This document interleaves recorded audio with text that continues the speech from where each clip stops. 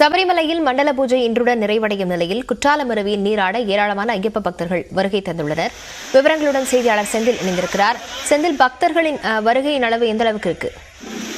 நிச்சயமாக லாவணியா, அதாவது தென்னகத்தினுடைய ஸ்பா என்று அழைக்கக்கூடிய குற்றாலத்தில் ஆண்டுதோறும் ஜூன், ஜூலை, ஆகஸ்ட் மாதங்களில் சீசன் களை கட்டும். இந்த நிலையில் அதாவது சீசன் தற்போது முடிவுற்ற நிலையில் வளிமண்டல மேலடுக்கு சுழற்சி காரணமாக கடந்த சில தினங்களுக்கு முன்பாக பெய்த மழையின் காரணமாக பிரதான அருவியான குற்றாலம் மெயின் அருவி, ஐந்தருவி, புலியருவி, சிற்றருவி, பழைய குற்றாலம் உள்ளிட்ட அருவிகளில் தற்போது ஆர்ப்பரித்து தண்ணீர் வரத்து உள்ளது.